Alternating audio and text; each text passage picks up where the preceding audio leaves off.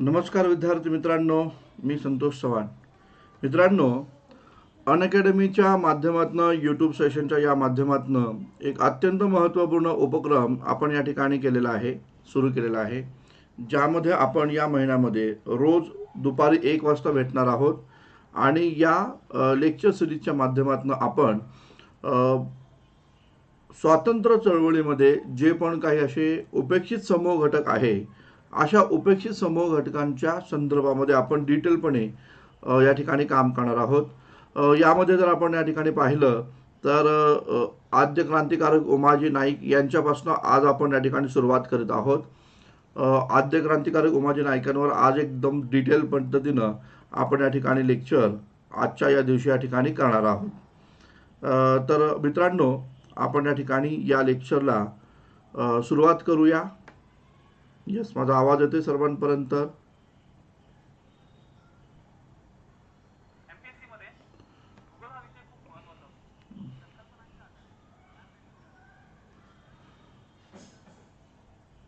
Yes, पहा मित्रांनो, सुरू करूया आपल्या आजचं अत्यंत महत्त्वपूर्ण लेक्चर, आद्य क्रांतिकारक उमाजी नाईक.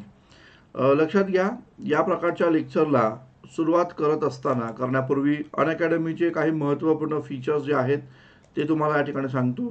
मित्रांनो, संपूर्ण भारतामध्ये एक लार्जेस्ट लर्निंग प्लॅटफॉर्म म्हणून अनअकॅडमीकडे या ठिकाणी पाहिलं जातं. लॉकडाऊनच्या या साऱ्या परिस्थितीमध्ये अनअकॅडमीनं अत्यंत महत्त्वपूर्ण भूमिका घेतली आणि महाराष्ट्रातल्या व एकूणच देशभरातले जेवढे पण काही स्पर्धा परीक्षेची तयारी करणारे विद्यार्थी आहेत, अशा विद्यार्थी मित्रांसाठी हा एक प्लॅटफॉर्म, अत्यंत महत्त्वपूर्ण प्लॅटफॉर्म या ठिकाणी पाहायला भेटला. तर मित्रांनो, या प्रकारे आपण या ठिकाणी पाहू शकतो, अनअकॅडमीच्या माध्यमातून एक अत्यंत महत्त्वपूर्ण इनिशिएटिव्ह या ठिकाणी घेतली गेलेली आहे, ज्यामध्ये आपण राज्यसेवा मुख्य परीक्षेच्या प्रिव्हियस इयर क्वेश्चन पेपर जे आहेत त्या प्रिव्हियस इयर क्वेश्चन पेपरचं संपूर्ण या ठिकाणी विद्यार्थी मित्रांकडून हे प्रिव्हियस इयर क्वेश्चन पेपर आपण सॉल्व करून घेतलं जातं, ज्यामध्ये दर सोमवार, मंगळवार आणि त्याचबरोबर बुधवारी, दर सोमवार, मंगळवार आणि बुधवारी या प्रकारचे प्रिव्हियस इयर क्वेश्चन पेपर विद्यार्थी मित्रांकडून या ठिकाणी सॉल्व करून घेतले जातात. सकाळी 10 वाजताचा टायमिंग याचा या ठिकाणी असतो आणि याचसोबत स्कॉलरशिप टेस्ट देखील ही या ठिकाणी घेतली जाते, ज्या स्कॉलरशिप टेस्टच्या माध्यमातून विद्यार्थी मित्रांना जे टॉप रँकर्स येतील या विद्यार्थ्यांना 1 वर्षाचं प्लस सबस्क्रिप्शन हे पूर्णतः अनअकॅडमीकडनं मोफत पद्धतीने या ठिकाणी दिलं जातं. तर ही एक अत्यंत महत्त्वपूर्ण फ्री टेस्ट आणि स्कॉलरशिपच्या संदर्भामधली इनिशिएटिव्ह या ठिकाणी आहे. लक्षात घ्या मित्रांनो, अनअकॅडमीच्या माध्यमातून आणखीन एक महत्त्वपूर्ण इनिशिएटिव्ह जर आपण पाहिलं तर लक्षात घ्या, अनअकॅडमीचं हे प्लसचं फीचर्स हे खूप महत्त्वपूर्ण या ठिकाणी रोल प्ले करत आहे. जसं की आपल्याला माहिती आहे की अनअकॅडमी च्या माध्यमातून संपूर्ण महाराष्ट्रातले MPSCच्या क्षेत्रातले टॉप एज्युकेटर या ठिकाणी अनअकॅडमी सोबत आहेत आणि त्यामुळे इथं जर आपण पाहिलं तर अनअकॅडमीचा या प्लस फीचर्सचा फायदा काय आहे ते एकदा पाहूया. लक्षात घ्या, घरामध्ये बसून तुम्ही लाईव्ह या ठिकाणी शिकू शकता. आपल्या मोबाईलवर संपूर्ण अभ्यासक्रम आपण कव्हर करू शकता. एकदा का प्रवेश घेतला तर तुम्हाला अमर्यादित प्रवेश या ठिकाणी मिळतो. इथं मी सांगितल्याप्रमाणे की भारतातले टॉप एज्युकेटर हे या ठिकाणी अनअकॅडमीच्या प्लॅटफॉर्मवर आहेत आणि त्यामुळं अभ्यासाची आणि क्वालिटीची चिंता बिलकुल करण्याची गरज नाही आहे. संपूर्ण अभ्यासक्रम इथं कव्हर करून घेतला जातो. परीक्षेची परिपूर्ण तयारी या ठिकाणी घेतली जाते. नियमितपणे शंका निरसन सत्र देखील असतं, लाईव्ह टेस्ट सिरीज या ठिकाणी असतं. त्याचबरोबर तुम्हाला या ठिकाणी PDF फॉर्मॅटमध्ये संपूर्ण स्टडी मटेरियल देखील हे या ठिकाणी अवेलेबल करून दिलं जातं. तर या प्रकारचं अनअकॅडमीचं हे प्लस फीचर्स अत्यंत महत्त्वपूर्ण या ठिकाणी आपल्या अभ्यासामध्ये सहाय्यकारी भूमिका या ठिकाणी बजावतं आणि त्यामुळे मित्रांनो, अनअकॅडमीच्या प्लसला आपण लवकरात लवकर या ठिकाणी ॲडमिशन या ठिकाणी घ्या.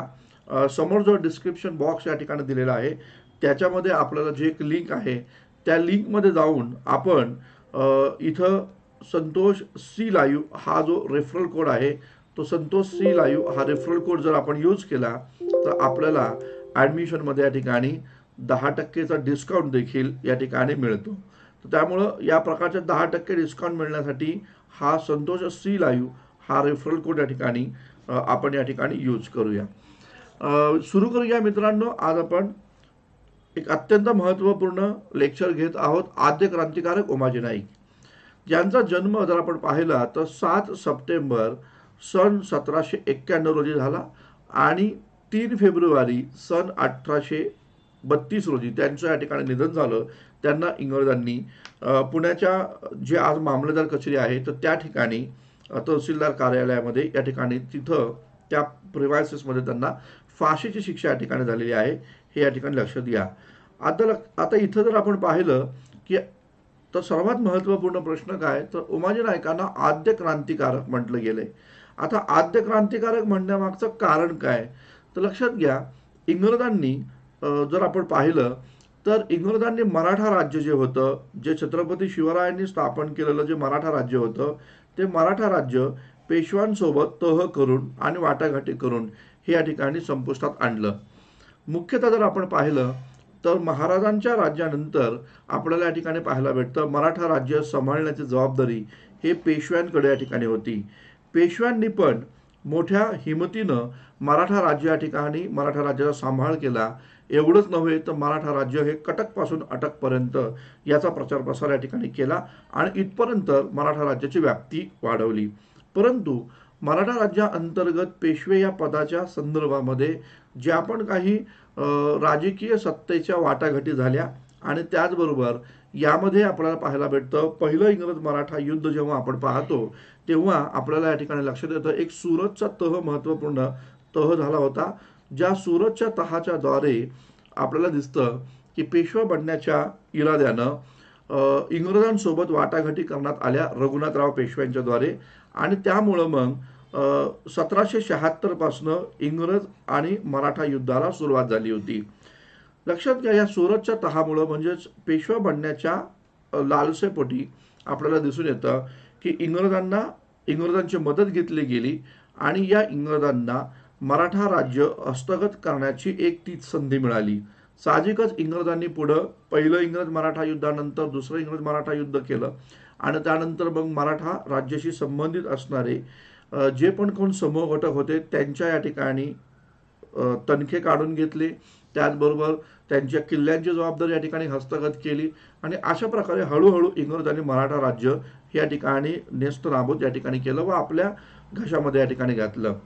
इथं आपल्याला दिसतं मराठा राज्य नष्ट ब्रिटिशांच्या द्वारे झालं आणि त्यामुळं इंग्रजांच्या विरोधामध्ये आपण क्रांतीचा बंड या ठिकाणी पुकारलं पाहिजे आणि इंग्रजांच्या विरोधात ही आम्हाला क्रांती करावी लागणार आहे. या प्रकारची भावना, या प्रकारचं कार्य या भारताच्या भूमीवर सर्वात पहिल्यांदा जर कोण केलं असेल तर ते उमाजी नाईकांनी या ठिकाणी केलेलं आहे, हे या ठिकाणी लक्षात असू द्या.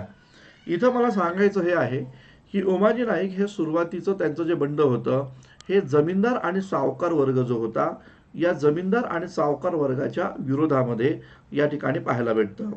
परंतु हे जमीनदार आणि हे सावकार जे होते हे जे सर्वसामान्य माणसांचं शोषण करत होते आणि या जमीनदार व सावकारांना इंग्रजांचा जो सपोर्ट होता त्यामुळं जमीनदार आणि सावकारांच्या विरोधात पुकारलेलं बंड पुढे जाऊन इंग्रजांच्या विरोधात गेलं आणि वासुदेव बळवंत फडक्यांच्या कैक वर्ष आधी उमाजी नाईक आहेत जे इंग्रजांच्या विरोधात रामोशींचं संघटन या ठिकाणी उभं करतात. बेरड, रामोशी, मातंग अशा प्रकारच्या छोट्या छोट्या जाती समूहांना सोबत घेतात व इंग्रजांच्या विरोधात या ठिकाणी एक लढा उभारतात. त्या आद्य क्रांतिकारक उमाजी नाईकांवर आज आपल्याला एकदम डिटेलपणे इन्फॉर्मेशन पाहायची आहे आणि या संपूर्ण कारणामुळं उमाजी नाईकांना आद्य क्रांतिकारक या ठिकाणी म्हटलं गेलं आहे असं आपल्याला एकंदरीत पाहायला भेटतं. सुरू करूया आपण उमाजी नाईकांवरची संपूर्ण इन्फॉर्मेशन. लक्षात घ्या मित्रांनो, उमाजी नाईकांचा जर जन्म आपण पाहिला तर पुणे जिल्ह्यामध्ये जो पुरंदर तालुका आहे त्या पुरंदर तालुक्यामध्ये भिवडी या ठिकाणी उमाजी नाईकांचा जन्म झालेला आहे. त्यांचे वडील आहे दादाजी खोमणे. दादाजी खोमणे हे त्यांच्या वडिलांचं नाव या ठिकाणी आपण पाहतो, जे पुरंदरच्या किल्ल्याचे रखवालदार आहेत.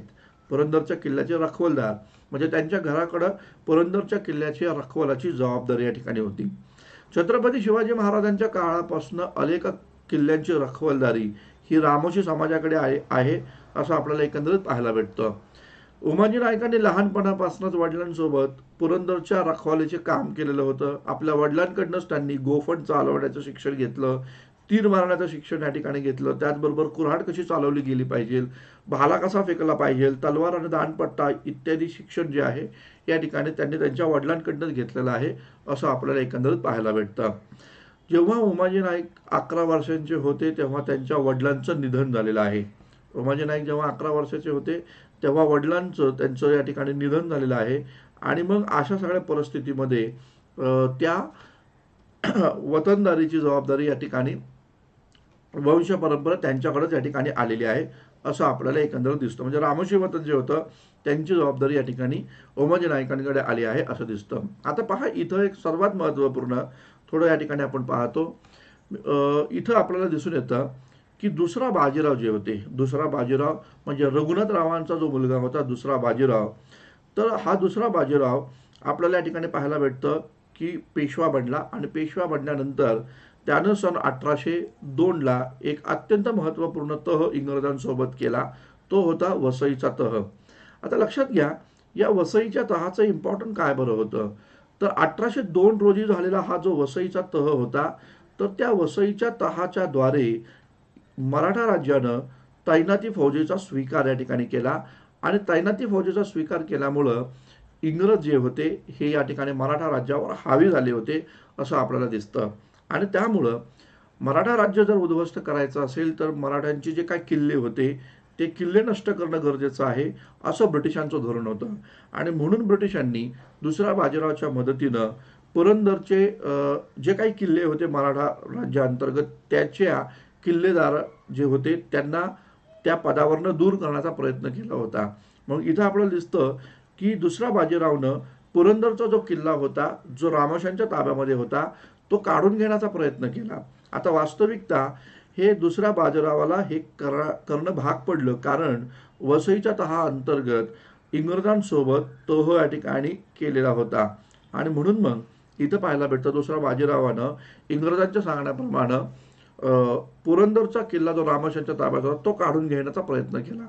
परिणाम साहजिकच काय झालं की रामोशी समाजानं मोठ्या प्रमाणावर त्यांच्या विरोधामध्ये बाजीराव दुसऱ्याच्या विरोधाला विरोध केलेला आहे. आणि बाजीराव दुसरा जो होता विरोध केल्यामुळं त्यानं रामोशांचे हक्क, वतनं, जमिनी देखील जप्त केल्या. आणि मग या प्रकारे आपल्याला पाहायला भेटतं उमाजी नाईकांचं सुरुवातीचं बंड जे होतं हे पेशव्याच्या अन्य अत्याचाराच्या विरुद्ध राहिलेलं आहे असं पाहायला भेटतं. म्हणजे दुसरा बाजीराव पेशव्यानं रामोशांच्या पुरंदरच्या किल्ल्यांची जबाबदारी काढून घेतली. आणि म्हणून रामोशी समाज बाजीराव दुसऱ्याच्या विरोधी गेला. आणि हा समाज विरोधी गेल्यामुळं बाजीराव दुसऱ्यानं रामोशांचे वतनं, जमिनी या ठिकाणी जप्त केल्या. आणि म्हणून मग रामोशांचा त्यावेळेसचे जे लीडर आपण या ठिकाणी पाहतो ते म्हणजे उमाजी नाईक. तर ते उमाजी नाईकांनी सुरुवातीला जो संघर्ष केला तो पेशव्यांच्या विरोधात केला, त्यांच्या अत्याचाराच्या विरोधात केला असं आपल्याला एकंदरीत पाहायला भेटतं. आता पहा, इथं जर आपण पाहिलं रामोशी समाज उमाजी नाईकांना आपला नेता मानत होता. रामोशी समाज जो होता तो या ठिकाणी आपल्याला दिसून येत असेल तर ते उमाजी नाईकांना आपला या ठिकाणी नेता मानत होता हे आपल्याला या ठिकाणी दिसतंय.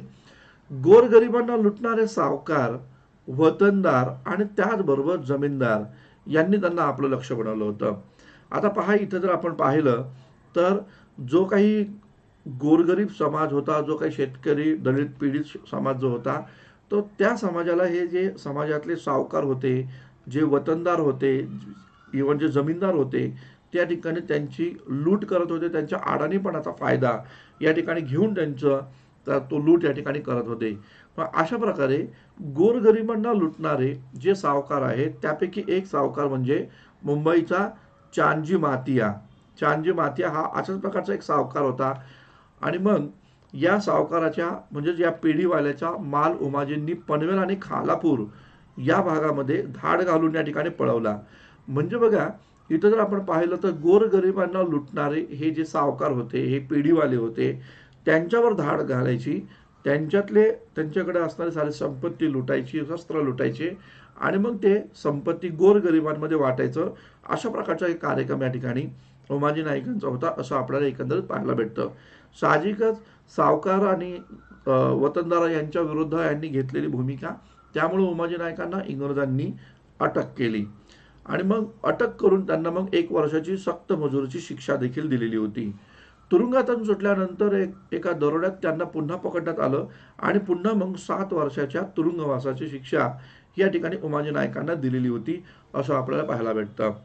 वास्तविकता जर आपण पाहिलं तर उमाजी नाईक हे खंडोबाचे भक्त या ठिकाणी होते. खंडोबाचे भक्त होते आणि त्यामुळे त्यांच्या पत्रांवर आपल्याला खंडोबा प्रसन्न असं शीर्षक या ठिकाणी दिसतं, हे लक्षात असू द्या. खंडोबा प्रसन्न असं शीर्षक त्यांचं दिसतं.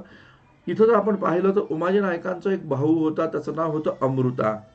अमृता हा नावाचा त्यांचा एक भाऊ होता आणि त्या काळामध्ये बेरड जमातीचा हा एक आपल्याला सत्तू बेरड आपल्याला पाहायला भेटतो, जो या ठिकाणी सर्वसामान्य लोकांचं रक्षण करत होते पिढीवाल्यांपासनं, इंग्रजांपासनं. आणि मग इथं आपण पाहतो हे उमाजी नाईकांचा भाऊ जो होता अमृता आणि सत्तू बेरड जो होता, तर त्या दोघांच्या नेतृत्वाखाली इंग्रजांचा भांबुर्ड्यातला लष्करी खजिना, भांबुर्डा म्हणजे आजचं शिवाजीनगर, तर त्या भांबुर्ड्यामध्ये जो लष्करी खजिना होता तो या ठिकाणी या उमाजी नाईकांचे भाऊ हे अमृता आणि सत्तू बेरड यांनी या ठिकाणी लुटला होता, असं आपल्याला पाहायला भेटतं. पुढं पाहायला भेटतं सन 1825ला सत्तू बेरडच्या निधनानंतर मग उमाजी नाईक या ठिकाणी त्या टोळीचे या ठिकाणी प्रमुख बनतायत, असं आपल्याला एकंदरीत या ठिकाणी दिसून येतं. म्हणजे या सगळ्या गोष्टीतनं आपल्याला एक गोष्ट या ठिकाणी लक्षात येते की उमाजी नाईकांचं बंड हे सुरुवातीला बाजीराव दुसऱ्याच्या विरोधामध्ये होतं, त्यानंतर ते जमीनदार, सावकार आणि वतनदारांच्या विरोधात झालं आणि वतनदार आणि जमीनदारांना सपोर्ट करणारे हे जे इंग्रज होते, तर त्या इंग्रजांच्या विरोधामध्ये त्यानंतरचा लढा त्यांचा या ठिकाणी राहिलेला आहे, असं आपल्याला एकंदरीत दिसतं. मित्रांनो, इथं आपण या ठिकाणी पाहूया अनअकॅडमीचे कोणते महत्त्वपूर्ण बॅच कोर्स सध्या या ठिकाणी सुरू आहेत. कारण बघा बरेचसे विद्यार्थी या ठिकाणी सांगत असतात, विचारत असतात, सर नवीन कोर्स कोणता चालू झाला आहे का, त्याची इन्फॉर्मेशन द्या आम्हाला. तर त्या संदर्भामध्ये या ठिकाणी देतो. बघा नवीन काही कोर्स या ठिकाणी लॉन्च झालेले आहे. अभिनव नावाचा एक अत्यंत महत्त्वपूर्ण फाउंडेशन कोर्स आहे MPSCचा. अभिनव नावाचा एक महत्त्वपूर्ण कोर्स जो MPSC फाउंडेशन कोर्स आहे, त्यामध्ये काही महत्त्वपूर्ण एज्युकेटर आहेत. सुभाष पवार सर आहेत, प्रकाश इंगळे सर आहेत, आनंद बिराजदार सर आहेत, अशोक पवार सर आहेत आणि कविता देशमुख मॅडम आहे. दुसरा एक महत्त्वपूर्ण कोर्स आहे तो म्हणजे 12 जुलैपासून या ठिकाणी सुरू झालेला आहे, ज्यामध्ये स्पेशल PYQ बॅच आहे. लक्षात घ्या, स्पेशल PYQ बॅच आहे ही, म्हणजे प्रिव्हियस इयर क्वेश्चन पेपरच्या अनुषंगानं ही बॅच राहील, ज्याच्यामध्ये प्रिव्हियस इयर क्वेश्चन पेपर आणि त्याचं एक्सप्लेनेशन या संपूर्ण एक्सपर्टकडनं या ठिकाणी दिलं जाणार आहे. यानंतर जर आपण पाहिलं तर आणखीन एक महत्त्वपूर्ण बॅचेस आपल्याला दिसून येतील. एक 16 जुलैपासून एक नवीन महत्त्वपूर्ण बॅच सुरू होणार आहे, 16 जुलैपासून. आता ही बॅच जी आहे ती पण आपण या ठिकाणी पाहूया. या बॅचचं टायटल आहे रणांगण नावाचं. लक्षात घ्या, रणांगण ही जी बॅच आहे ही 16 जुलैपासून सुरू आहे. ही बॅच मुख्यतः राज्यसेवा परीक्षेची बॅच राहील. राज्यसेवा परीक्षेची बॅच आहे ही. या बॅचमध्ये महाराष्ट्रातले टॉप एज्युकेटर हे आपल्याला या ठिकाणी पाहायला भेटतात. दुसरी एक महत्त्वपूर्ण बॅच आपल्याला दिसते ती म्हणजे PSI डिपार्टमेंटल PSIची तयारी करणाऱ्या विद्यार्थ्यांसाठी डिपार्टमेंटल PSIची बॅच, जी 19 जुलैपासून ही या ठिकाणी सुरू होणार आहे. तर या प्रकारच्या महत्त्वपूर्ण बॅचेस आपल्याला या ठिकाणी पाहायला भेटतात. अनअकॅडमीच्या या प्लॅटफॉर्मला आपण या ठिकाणी याचं वैशिष्ट्य जर पाहिलं तर लक्षात घ्या, एकदा सबस्क्रिप्शन जर का तुम्ही घेतलं मित्रांनो, तर तुम्हाला राज्यसेवा, PSI, STI, ASO, departmental PSI या सर्व स्पर्धा परीक्षांची तयारी तुम्हाला या ठिकाणी करून घेता येते. त्यामुळे इथं जर आपण पाहिलं तर या प्रकारच्या बॅचेसमध्ये आपण या ठिकाणी सहभाग जरूर या ठिकाणी घ्या. कारण राज्यसेवा, PSI, STI, ASO, departmental PSI यांच्या संदर्भात जर आपण पाहिलं तर नुकतंच महाराष्ट्र सरकारनं अनाउन्समेंट केली आहे, जसं की राज्यसेवेच्या सुमारे 4000 जागा या ठिकाणी या ठिकाणी आता भरले जाणार आहेत आणि त्याचबरोबर PSIच्या पण साधारणतः 1000 जागा आहेत आणि याचसोबत जर आपण सरळ सेवा भरती पाहिली तर त्याच्या सुमारे 3000 जागा. तर एवढा कोटा या येणाऱ्या 1-2 वर्षामध्ये भरला जाईल आणि त्यामुळं मग जर महाराष्ट्र सरकार या पद्धतीचं इनिशिएटिव्ह घेत आहे आणि आपल्यासाठी जर एवढ्या जागा काढत असतील तर आपलं पण कर्तव्य आहे मित्रांनो, चांगली तयारी करायची आहे परीक्षेची आणि ज्याद्वारे आपल्याला असं नको वाटायला की बाबा की आयोगानं त्यांचं त्यांचं जबाबदारी केली होती, परंतु आपण कमी पडलो असं वाटायला नको, म्हणून आपण लवकरात लवकर अनअकॅडमीच्या या प्लॅटफॉर्मचा उपयोग करून घ्या आणि आपल्या ॲडमिशन जे आहेत ते पटकन करून घ्या. समोर जो डिस्क्रिप्शन बॉक्स दिलेला आहे तर तिथं मेसेज बॉक्समध्ये एक लिंक आहे, त्या लिंकवर जावा आणि त्या लिंकवर जाऊन संतोष सी लाईव्ह हा रेफरल कोड या ठिकाणी टाका. जी काय फीज राहील तर त्या फीजमध्ये तुम्हाला 10% डिस्काउंट या ठिकाणी मिळेल. फीजचं स्ट्रक्चर आपण नंतरच्या स्लाइडमध्ये पाहूया. आता उमाजी नायकांवरचा पुढचा जो कार्यक्रम आहे तो आपण या ठिकाणी पाहूया.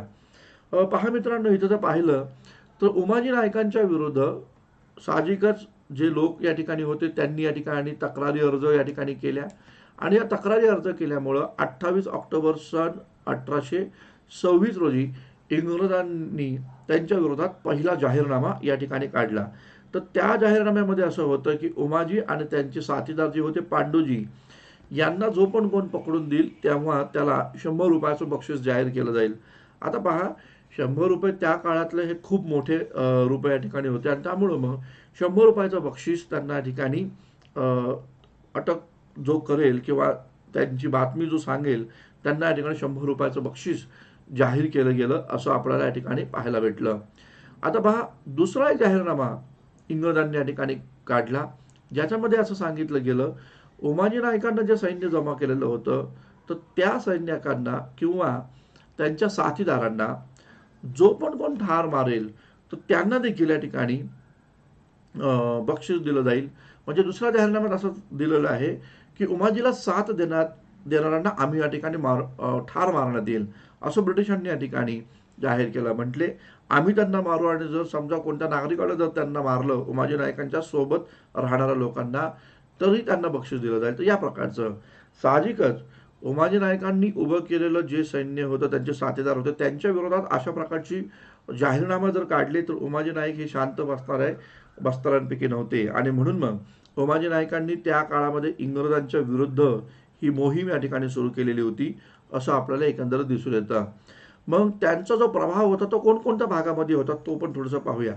तर बघा, भिवडी, किकवी, परिंचे, सासवड आणि जेजुरी या भागामध्ये त्यांनी या ठिकाणी सावकारांच्या घरावर छापे टाका. जेवढे काही जमीनदार वतनदार लोक आहेत, शक्तिशाली लोक आहेत, ज्यांनी सर्वसामान्य लोकांचं शोषण केलेलं आहे, त्यांच्या अडाणीपणाचा फायदा घेऊन त्यांच्या जमिनी आपल्या नावावर केलेल्या आहेत, त्यांच्या घरांवर धाड टाका आणि तिथनं त्यांची त्या भागात लुटालूट या ठिकाणी करा. म्हणजे लिटरली दरोडा टाकणं. आता पहा, इथं जर आपण पाहिलं उमाजी नायकांनी हा जो दरोडा टाकला किंवा उमाजी नायकांनी या पद्धतीचं जी काही सावकारांच्या विरोधात मोहीम उभी केली त्याच्यामध्ये एक भूमिका अशी होती की सामान्य लोकांची लूट करणाऱ्या या सावकारांना सोडायचं नाही आणि त्यांनी जी सामान्य लोकांची लूट केलेली आहे त्यांची संपत्ती आपण लुटायची आणि ती गोरगरिबांमध्ये या ठिकाणी वाटायची. अशा प्रकारची भूमिका आपल्याला या ठिकाणी पाहायला भेटते. आणि मग इथं आपल्याला दिसून येतं इंग्रजांनी मग उमाजींना पकडण्यासाठी स्वतंत्र घोडदळ जे आहे हे घोडदळाची नियुक्ती या ठिकाणी केलेली आहे आणि त्याच्यासाठी साधारणतः 152 ठिकाणी पोलीस चौक्या या ठिकाणी बसवल्या. म्हणजे जिथं उमाजी नाईक दिसतील, त्यांचे साथीदार दिसतील, त्यांना तशी खबर इंग्रजांना द्यावी आणि लगेचच इंग्रजांचा ताफा येऊन त्यांना अटक करेल अशा प्रकारची ती भूमिका होती. परंतु उमाजी नाईक इंग्रजांच्या हाती तरी देखील सापडले नाही. आता लक्षात घ्या, परत नंतर 8 ऑगस्ट सन 1827 रोजी इंग्रजांनी आणखीन तिसरा एक जाहीरनामा या ठिकाणी काढला. मग ज्यामध्ये आपल्याला पाहायला भेटतं आणि त्याच्यामध्ये सरळ सरळ लिहिलं गेलं की जे लोक सरकारला मदत करणार नाही त्यांना उमाजींचा साथीदार समजलं जाईल. आता पहा, एक तर काय पहिल्यांदा सांगितलं की उमाजी नाईक आणि पांडुजी त्यांचा जो सहकारी आहे त्यांना पकडून देणार 100 रुपयाचं बक्षीस, तरी देखील काही उमाजी नाईक हाती लागले नाही. त्यानंतर म्हटलं गेलं उमाजी नायकांना साथ देणाऱ्यांना आम्ही ठार करू, या प्रकारचं सामान्य लोकांच्या मनामध्ये ती धास्ती बसवली आणि आता तर डायरेक्टच भूमिका घेतली, जर काय इंग्रज सरकारला जर उमाजी नायकांच्या विरोधी सामान्य लोकांनी जर साथ दिली नाही तर ते उमाजी नायकांचे साथीदार आहे असं या ठिकाणी ब्रिटिशांनी घोषित केलेलं आहे असं आपल्याला पाहायला भेटतं. आणि त्याचबरोबर भूमिका देखील घेतली, आता उमाजी नायकांना अटक केल्यावर तुम्हाला आम्ही 1200 रुपयाचं बक्षीस देऊ. म्हणजे पहा उमाजी नायकांची दहशत काय होती हे तुम्हाला या रकमेवरूनच या ठिकाणी लक्षात येईल. तर इथं जर आपण पाहिलं तर पहिल्या जाहीरनाम्यामध्ये 100 रुपयाचं बक्षीस त्यांनी या ठिकाणी केलं तर जाहीर. आता मात्र 1200 रुपयाचं बक्षीस या ठिकाणी केलेलं आहे. आता पहा साहजिकच उमाजी नायकांवर छत्रपती शिवरायांचा या ठिकाणी आदर्श होता आणि छत्रपती शिवरायांनी जे गोरगरीब लोकांसाठी रयतेसाठी जे राज्य उभं केलं होतं तशा प्रकारचं राज्य निर्माण करणं हे त्यांना अभिप्रेत होतं आणि म्हणून ते गोरगरिबांचा राजा म्हणून स्वतःला त्यांनी राजे म्हणून या ठिकाणी म्हणवून घ्यायला या ठिकाणी सुरुवात केली. भूमिका अशी होती, जुलमी असणारी इंग्रजांची सत्ता नेस्तनाबूत करून त्यांना सपोर्ट देणारे सावकार जमीनदार यांचे वर्चस्व जे होतं समाज व्यवस्थेमध्ये ते कमी करून त्यांच्यातली संपत्ती लुटून ते गोरगरिबांमध्ये वाटून पुन्हा एकदा छत्रपती शिवाजी महाराजांना अभिप्रेत असणारं रयतेचं राज्य निर्माण करणं हा उद्देश हा उमाजी नायकांच्या या ठिकाणी राहिलेला आहे असं आपल्याला एकंदरीत पाहायला भेटतं. पाहूया पुढं आपल्याला पाहायला भेटेल 1827 रोजी उमाजींनी इंग्रजांना आव्हान दिलं आणि पुण्याचे जे काही कलेक्टर होते त्यांचं नाव होतं H.D. रॉबर्टसन. पुण्याचे जे काही कलेक्टर होते H.D. रॉबर्टसन यांच्याकडे त्यांनी आपल्या मागण्या या ठिकाणी केल्या आणि सरळ सरळ सांगितलं की जर आमच्या मागण्या मान्य न केल्यास तुम्हाला रामोशांच्या उठावाला सामोरं जावं लागणार आहे. म्हणजे एवढी मोठी दहशत एवढं मोठं सैन्य उभं केलं, तरुणांची एक मोठी फौज निर्माण केली आणि थेट कलेक्टरला एक मागणीपत्र या ठिकाणी सादरलं आणि सांगितलं की जर आमच्या मागण्या तुम्ही मान्य नाही केल्या मंजूर नाही केल्या तर तुमच्या विरोधामध्ये आम्ही आता बंड करू आणि त्या उठावाला रामोशांच्या विद्रोहाला तुम्हाला सामोरं जावं लागेल या प्रकारचं. आणि म्हणून मग उमाजी नायकांच्या विरोधात या रॉबर्टसननं 5 कलमी जाहीरनामा आता या ठिकाणी प्रसिद्ध केला. त्याची डेट आहे बघा 15 डिसेंबर सन 1827 रोजी. आता 5 कलमी जाहीरनामा या ठिकाणी आणला आणि आता त्याच्यामध्ये सांगितलं की जो पण उमाजी नायकांना पकडून देईल त्यांना 5,000 रुपयाचं बक्षीस जाहीर केलं जाईल. पहा मित्रांनो, आधी होतं 100 रुपये, त्याच्यानंतर होते 1200 रुपये आणि आता मात्र 5,000 रुपये. ही रक्कम आत्ता जरी तुम्हाला सोपी वाटली, छोटी वाटत असली तर त्या काळातले 5,000 रुपये खूप मोठे होते, लक्षात घ्या. आणि मग आता 100 वरनं 1200, 1200 वरनं या ठिकाणी 5,000 रुपये अशा प्रकारचं हे बक्षीस या ठिकाणी वाढत गेलेली होती. आणि एकच इंग्रजांचं लक्ष होतं की ते म्हणजे उमाजी नायकांना पकडणं, त्यांना अटक करणं, त्यांना फाशी देणं या प्रकारे. कारण उमाजी नाईक हे या ठिकाणी छत्रपती शिवाजी महाराजांना अभिप्रेत असणारं राज्य पुन्हा उभे करण्याच्या भूमिकेमध्ये होते आणि त्यामुळे इंग्रजांना उमाजी नाईक हे या ठिकाणी त्यांना फाशीची शिक्षा देणं ही इंग्रजांच्या दृष्टिकोनातून एक सर्वात महत्त्वपूर्ण काम होतं असं आपल्याला पाहायला भेटतं. पुढं आपल्याला दिसतं उमाजी नाईक आता स्वतंत्र जाहीरनामा या ठिकाणी काढतायत.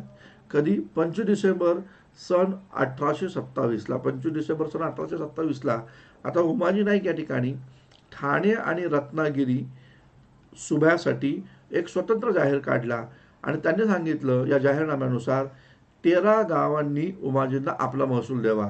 म्हणजे ठाणे आणि रत्नागिरी हा जो भाग होता तर त्या भागामधल्या साधारण त्या भागातल्या लोकांनी म्हणजे त्या भागामध्ये जे काही 13 गावं आहेत तर त्या भागातल्या 13 गावांनी आता उमाजींना या ठिकाणी महसूल द्यायला पाहिजे अशा प्रकारचा फतवा त्यांनी या ठिकाणी काढला. साहजिकच उमाजी हातात लागत नाहीये म्हणून या ठिकाणी इंग्रजांनी उमाजी नायकांच्या पत्नीला त्यांच्या मुलांना या ठिकाणी अटक केलं. पत्नी आणि त्याचबरोबर त्यांची जी 2 मुलं होती त्यांच्यावर या ठिकाणी त्यांच्या कुटुंबियांवर हल्ला केला आणि त्यांना या ठिकाणी अटक केलं. म्हणजे 2 मुलं, एक मुलगी आणि पत्नी यांना त्यांनी अटक केलं. साहजिकच कुटुंबाला अटक केल्यामुळे उमाजी नाईक इंग्रजांना शरण गेलेले आहेत. इंग्रजांना शरण गेले आणि मग इंग्रजांनी पण काय केलं पहा, इंग्रजांनी त्यांचे सारे गुन्हे माफ केले आणि त्यांना आपला नोकरदार बनवलं. म्हणजे त्यांच्या सरकारी नोकरांमध्ये उमाजी नायकांना त्यांनी भरती करून घेतलं. म्हणजे आपल्याला पाहायला भेटतं इंग्रजांना उमाजी नाईक हा आपल्या बाजूने असावा असं वाटत होतं आणि म्हणून मग इथं आपल्याला पाहायला भेटतं त्यांचे सारे गुन्हे देखील माफ केले गेले आणि त्याचबरोबर त्यांना माफ केल्यानंतर त्यांना आपल्या पदरी त्यांनी नोकरीच्या ठिकाणी ठेवलेलं आहे असं आपल्याला दिसतं.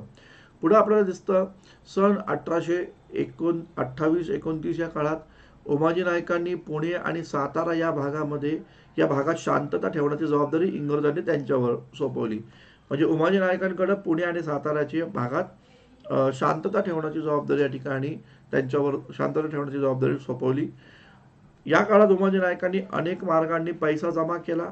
कशासाठी? कारण त्यांना माहिती होतं की आपल्याला काही केलं तरी आपला मुख्य उद्देश हाच आहे, तो म्हणजे या ठिकाणी इंग्रजांच्या विरोधी भूमिका घेणं आणि देशीय लोकांचं राज्य स्थापन करणं म्हणजेच रयतेचं राज्य स्थापन करणं. आणि म्हणून मग ऑगस्ट सन 1829 मध्ये अनेक मार्गाने त्यांनी पैसा जमवला होता. त्यामुळं इंग्रजांनी त्यांच्यावर लुटमारी, खंडण्या यांसारखे मेजवान्या घेणे यांसारखे आरोप ठेवले. आणि म्हणून मग परत इंग्रजांच्या विरोधात सैन्य जमवण्याची सुरुवात त्यांनी या ठिकाणी केली. पुणे जिल्ह्यातील पुरंदर तालुक्यातील कऱ्हे पठार जे आहेत पहा, पुणे जिल्ह्यातील जो पुरंदर तालुका आहे त्या पुरंदर तालुक्यातल्या कऱ्हे पठाराविरुद्ध इंग्रजांविरुद्ध कारवाई करण्यास सुरुवात झाली. म्हणजे कऱ्हे पठार जो होता बघा, आपण पाहतो मराठा राज्य जर पाहिलं तर गनिमी कामासाठी खूप जास्त प्रसिद्ध आहे. आणि अनेक मराठा सरदारांनी गनिमी कामाच्या द्वारे मोठमोठ्या सत्ताधीशांना या ठिकाणी धूळ चारलेली आहे. आणि मग इथं आपल्याला दिसतं उमाजी नायकांनी पण याच प्रकारे गनिमी काव्याचा हे तंत्र अवगत केलं होतं. आणि त्यांनी आता कऱ्हे पठारावरनं, पुरंदर तालुक्यातल्या कऱ्हे पठारावरनं त्यांनी या प्रकारच्या इंग्रजांच्या विरुद्ध कारवाई करायला त्यांनी सुरुवात केली. परिणाम काय झालं तर उमाजींना पकडण्यासाठी कॅप्टन अलेक्झांडर मॉन्किटॉश यांची नियुक्ती करण्यात आली. पुण्याचा कलेक्टर जॉर्ज गिबन 26 जानेवारी सन 1831 रोजी आणखीन एक 6वा जाहीरनामा उमाजी नायकांच्या विरोधात या ठिकाणी काढला जातो. त्यावेळेस पुण्याचे कलेक्टर होते जॉर्ज गिबन यांनी उमाजी नायकांच्या विरोधात एक जाहीरनामा या ठिकाणी काढला. आणि मग तिथं आपल्याला पाहायला भेटतं त्यानंतर उमाजींनी इंग्रजांच्या विरोधात आपला जाहीरनामा काढला. आता म्हणजे हे सत्र सातत्याने सुरू होतं. इंग्रज उमाजींच्या विरोधात जाहीरनामा या ठिकाणी काढत होते आणि उमाजींना पकडून देणाऱ्यांना बक्षीस वाढवत होते. उमाजी नाईक इंग्रजांच्या ताब्यात सापडत नव्हते. आणि मग आता मात्र उमाजी नायकांनी इंग्रजांच्या विरोधात जाहीरनामा या ठिकाणी काढला. त्या जाहीरनाम्याला स्वातंत्र्याचा जाहीरनामा या ठिकाणी संबोधलं जातं. लक्षात घ्या, हा स्वातंत्र्याचा जाहीरनामा हा नेमका काय होता तो पण आपण पाहूया. बघा, आता इथं जर आपण पाहिलं 1857चा उठाव, या उठावाला पहिलं स्वातंत्र्य समर म्हटलं जातं. परंतु लक्षात घ्या मित्रांनो, 1857च्या उठावाच्या कैक वर्ष आधी म्हणजेच काय तर 16 फेब्रुवारी 1831ला स्वातंत्र्याचा जाहीरनामा हे उमाजी नाईक या ठिकाणी काढतात. हे सर्वात महत्त्वपूर्ण बाब हे आपल्याला या ठिकाणी पाहायला भेटतं. लक्षात घ्या, यांच्यावर खूप जास्त प्रकाश आपल्या पाठ्यपुस्तकांमध्ये दिलेला आहे असं दिसून येत नाहीये. तरी पण यांच्याबद्दलची इन्फॉर्मेशन ही गोळा करून मी तुमच्यापर्यंत या ठिकाणी मांडत आहे, जेणेकरून अशा प्रकारचे काही जे राष्ट्रपुरुष होते त्यांच्याबद्दल इन्फॉर्मेशन जास्तीत जास्त विद्यार्थ्यांपर्यंत, समूह घटकांपर्यंत गेली पाहिजे. या उद्देशानं या प्रकारचं उमाजी नायकांच्या या कार्याला एक अभिवादन करून आपण या प्रकारचं एक लेक्चर या ठिकाणी आयोजित केलेलं आहे. पाहूया स्वातंत्र्याचा जाहीरनामा काय होता उमाजी नायकांचा. पहा, खूप महत्त्वपूर्ण आणि मार्मिक स्वातंत्र्याचा जाहीरनामा आपल्याला पाहायला भेटतो. तो म्हणजे काय, दिसेल त्या युरोपियनला मारून टाकावं. बघा काय म्हटलेलं आहे, दिसेल त्या युरोपियन अधिकाऱ्याला मारावं. ज्या रयतेची वतनं तनखे इंग्रजांनी बंद केली आहेत त्यांनी उमाजीच्या सरकारला पाठिंबा द्यावं. बघा भूमिका काय आहे, म्हणजे युरोपियन लोक जिथं दिसेल तिथं त्यांना ठार मारावं आणि रयतेची वतनं आणि तनखे ज्यांची तनखे आणि वतनं आणि इंग्रजांनी जप्त केलेले आहेत तर त्यांनी उमाजींच्या सरकारला पाठिंबा द्यावी. त्यांची वतनं आणि तनखे आपण त्यांना परत मिळवून देऊ. कंपनी सरकारच्या पायदळात आणि घोडदळात असणाऱ्या शिपायांनी कंपनीचे हुकूम धुडकावून लावावेत. म्हणजे भारतीय सैनिकांना हा इशारा आहे की तुम्ही त्यांच्या पायदळात आणि घोडदळामध्ये जर सहभागी असताल तर तुम्ही त्यांचे जे काही आदेश आहेत कंपनीचे ते धुडकावून लावावेत. कोणत्याही गावाने इंग्रजांना महसूल देऊ नये, म्हणजे इंग्रजांना आतापर्यंत टॅक्स देऊ नका. जर का तुम्ही इंग्रजांना टॅक्स दिला तर त्या गावाचा आम्ही विध्वंस करू, अशा प्रकारचा इशारा उमाजी नायकांनी या ठिकाणी दिला. लक्षात घ्या, भारतातील सामान्य जनता जी ब्रिटिशांना टॅक्स देत होती आणि तो टॅक्स जमा करून इंग्रज भारतात या ठिकाणी सत्ता गाजवत होते. तर इंग्रज त्या उमाजी नाईक असं म्हणतायत की तुम्ही या ठिकाणी इंग्रजांना टॅक्स देणं बंद करा. इंग्रजांना टॅक्स जर तुम्ही या ठिकाणी दिला तर तुमच्याच पैशांच्या आधारावर ते तुमच्यावर सत्ता गाजवत आहेत. आणि म्हणून या प्रकारची भूमिका आपल्याला या ठिकाणी पाहायला भेटते.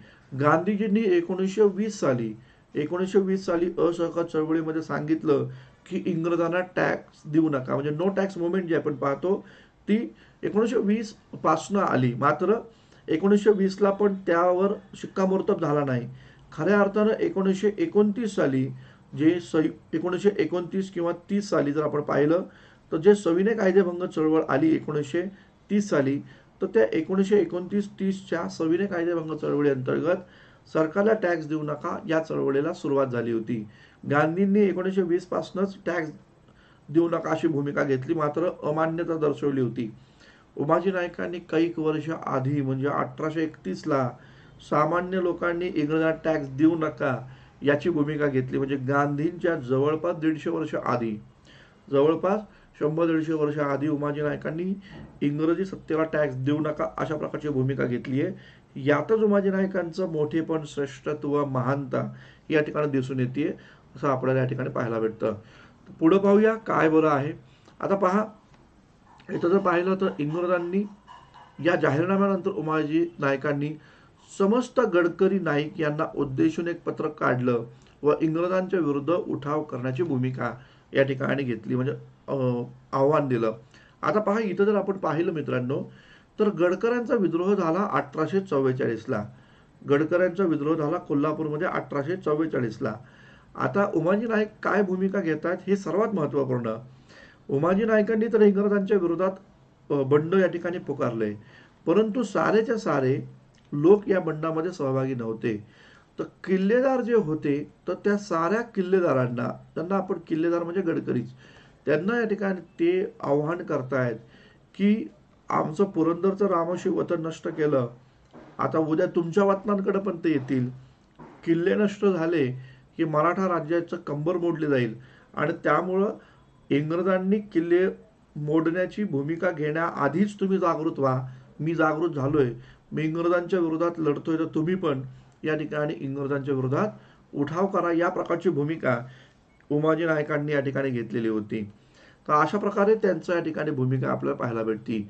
उमाजी नाईक आणि त्यांच्या साथीदारांनी मग कोल्हापूर, सोलापूर, सांगली, सातारा, पुणे, त्याचबरोबर मराठवाड्यात धुमाकूळ या ठिकाणी घातला. इंग्रजांची कत्तल केली, इंग्रजांना साथ देणाऱ्या जमीनदार, वतनदार आणि सावकारांची कत्तल केली, त्यांची संपत्ती लुटली. अशा प्रकारच्या बऱ्याचशा गोष्टी यामध्ये या ठिकाणी झाल्या. एक प्रकारचं छापामार युद्धच म्हणू शकतो आपण. या प्रकारचं उमाजी नायकांनी या ठिकाणी केलं. कसल्याही प्रकारचा सपोर्ट नसताना, कसल्याही प्रकारची साधनं नसताना या प्रकारची भूमिका त्यांनी या ठिकाणी घेतली. पाहायला भेटतं अनेक इंग्रज अधिकाऱ्यांना त्यांनी त्याच्यामध्ये मारून टाकलं. पहा मित्रांनो, या प्रकारे हे उमाजी नायकांचं आपण उर्वरित लेक्चर जे आहे ते 1-2 मिनिटात लगेचच आपण या ठिकाणी पाहूया. परंतु त्यापूर्वी महत्त्वपूर्ण मला एक अनाउन्समेंट या ठिकाणी करायची आहे.